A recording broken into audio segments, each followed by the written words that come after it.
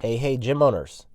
I thought to make this particular video because I want to get down to the basics. And then again, the basics is always a great reminder of things that we should be doing and fundamental concepts to always remember. So if we look at the overarching process from lead to close, it goes lead comes in, you get a notification.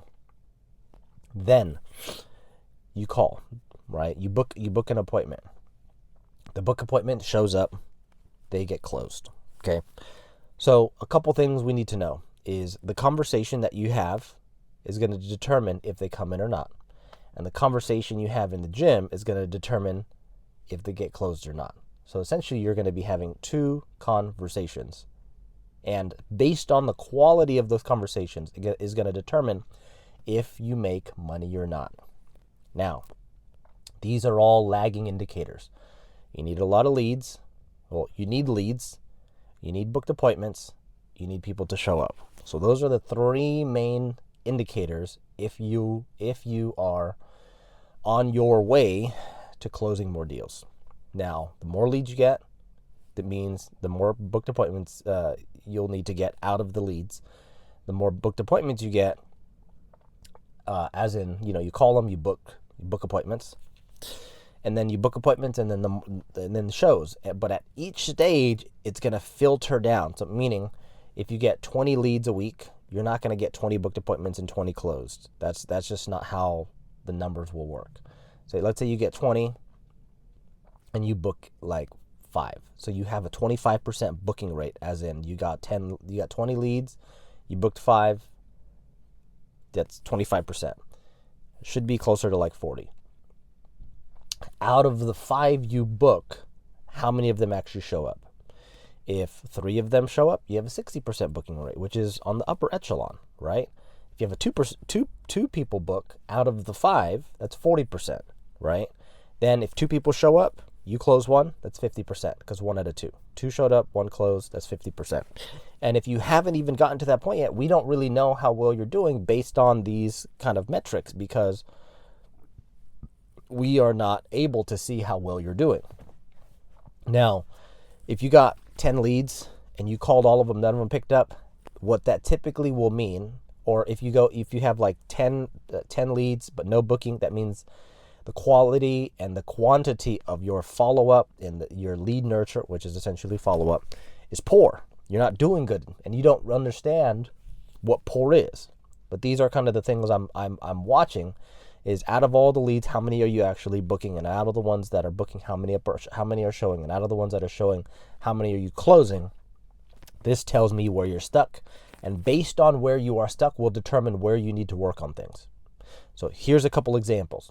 If you're getting leads, but no one's picking up, that means you're not reaching enough. So a couple things you could do with outreaching. Number 1, follow my text script. If you don't have it, let me send it to you.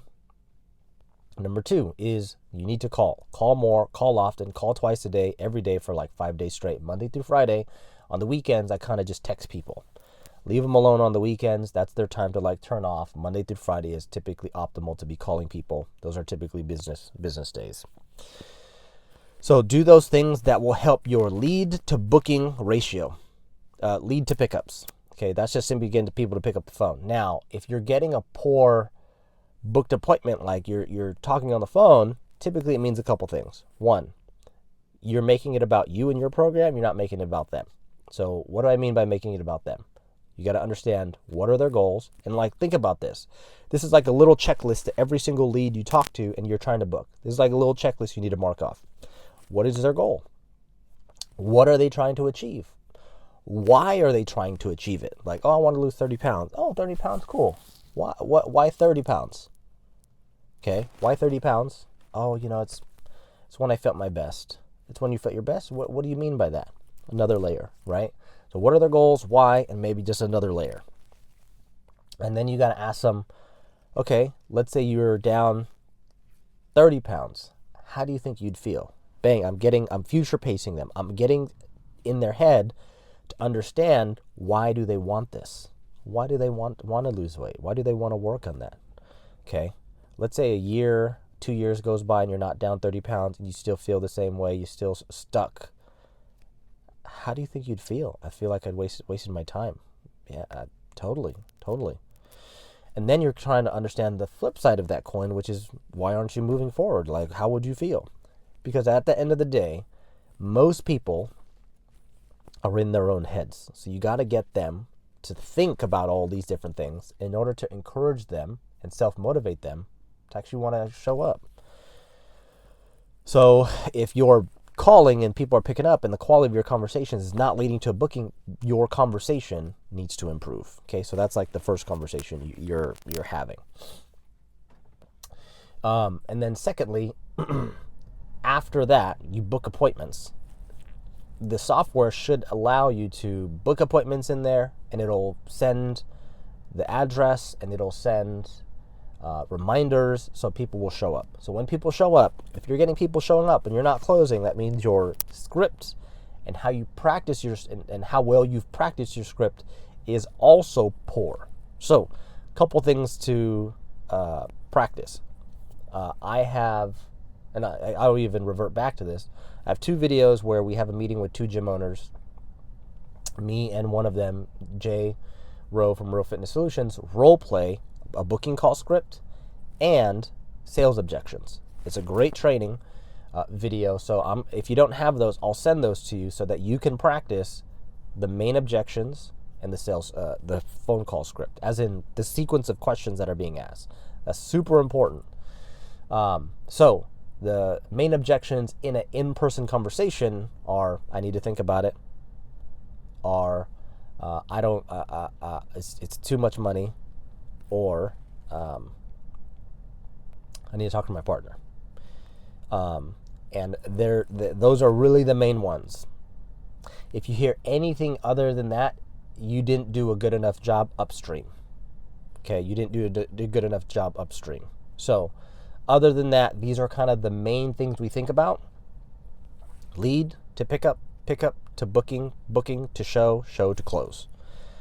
And so you have now heard a lot of different tips and tricks in order to move leads through the process and close more deals. Now, for the in-person sales conversation, obviously this is a short video showing more high level. I do have different scripts to practice, and I do have sales objections to practice. These are things that you need to just practice before you get to speak to someone and you get someone on the phone, because if you're practicing while you're live, that's not a good way to like make the most out of every single opportunity, because most of the time you will only get one chance. So if you call someone, you book them, and then you keep calling, then they don't pick up, you screwed that up. If someone came in the gym and you tried to sell them, and then now you're trying to call them back, you screwed that up. So this requires practice. And I know you love working out, and imagine you're practicing a movement with someone and they're like uncoordinated and they're not getting it. It's kind of like you right now. So I want you to take this into consideration. There's a lot of things we need to practice in order to be able to get a lead, a cold lead who has no idea who you are, has no relationship with you, and doesn't have any rapport yet, and turn them into money. So other than that, this is the process. Peace.